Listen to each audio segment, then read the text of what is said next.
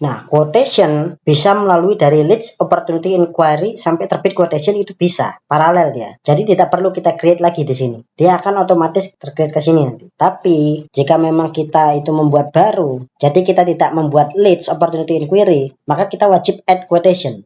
Nah, di sini kita masukkan penawaran awalnya, customernya siapa. Kalau kita sudah ngisi leads, maka nanti akan dimasukkan ke kontak. Tetapi tanpa leads, lalu kita masukkan langsung ke kontak, itu tidak apa-apa. Karena kita tidak meng-create lead opportunity inquiry atau 3 menu ini ya. Maka kita buatkan kontaknya siapa, terus template kontraknya aja tidak. Oh, ternyata ada template kontrak kita. Ya, misalkan ini Mas Abda itu sudah membuat kontrak dengan JRBM dengan nomor 00402 kontrak 2 2024 ya di bulan Februari.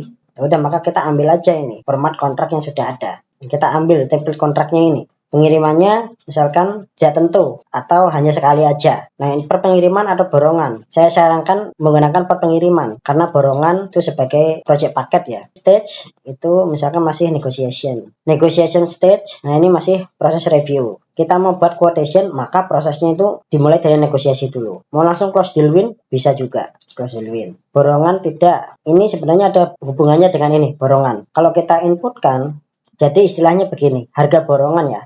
Harga kita kepada PTA gitu, misalkan 10 juta. Jika minimal tripnya adalah 10 trip. Kalau tidak mencapai 10 trip, maka akan menggunakan harga servis yang normal. Harga price list atau quotation ataupun kontrak yang normal. Harga borongan ini kalau minimal 10 juta, sini 10 juta, minimalnya 10, maksimumnya 40.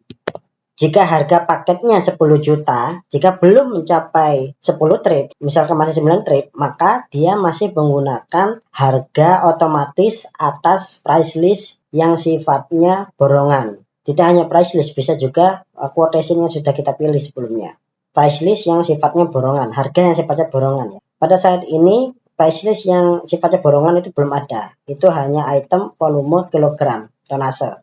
Makanya saya sarankan ini tidak sering dipakai. Istilahnya itu adalah project gitu ya. Pengiriman tapi base project gitu ya, pekerjaan project. Keterangan dan syarat ketentuan di sini, kalau memang Transkontinen Jakarta itu punya kesepakatan ya atau contoh MOU, masukin di sini, copy paste aja. Misalkan syarat dan ketentuan berlaku, misalkan nomor 1, harga di atas belum termasuk pajak PPN. Terus harga bisa diubah sewaktu-waktu. Terserah dimasukkan di sini.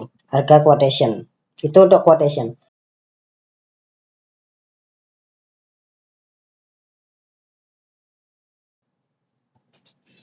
Kalau dimasukkan di situ nanti bisa muncul di sini penawarannya. Nah, di sini. Nah, ini adalah sebagai syarat dan ketentuan ya, di bawah daripada harga-harga jual yang kita masukkan di quotation. Syarat dan ketentuannya apa? Nah, ini. ADMV cost plus 5%. Jadi ini adalah syarat dan ketentuan yang berlaku tadi yang kita ketikkan di description ya. Kembali lagi, dari sisi quotation. Nah, quotation tadi kan kita add.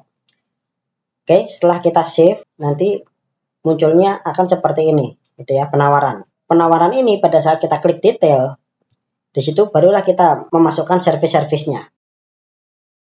Servisnya apa, gitu ya.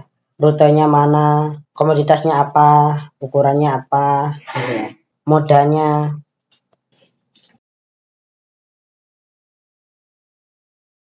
Edit syarat dan ketentuan, ini kita bisa edit lagi. Misalkan kalau ada perubahan terkait syarat dan ketentuan, gitu. Terus barulah kita melakukan ajukan penawaran. Setelah semuanya sudah selesai. Bagaimana jika ada costing-costingnya?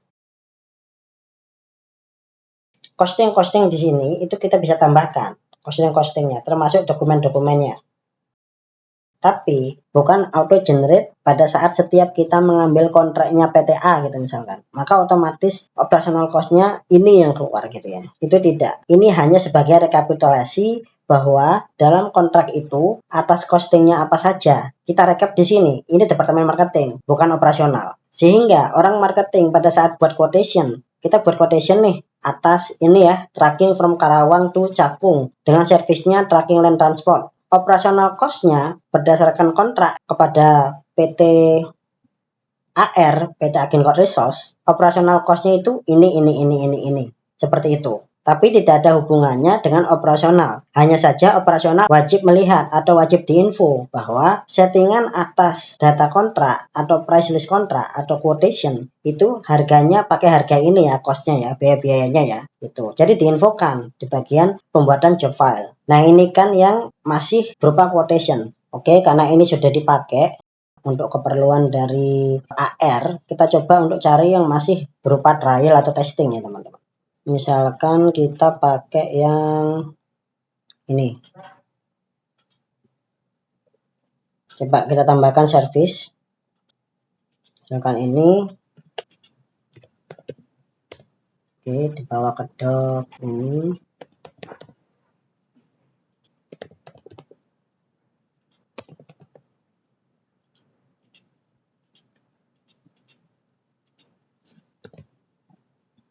Lalu price-nya ya kan? Pada saat bagaimana kita menambahkan costingnya, oke.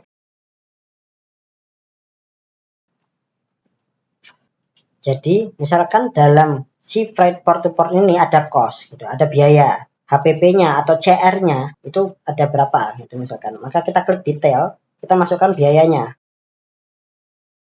Masukin biayanya ini. Karena di sini harganya 5 juta, misalkan di sini cost-nya itu 500.000 misalkan. Kalau misalkan dia itu internal, maka vendornya nggak usah dipakai. Jadi maka kita save.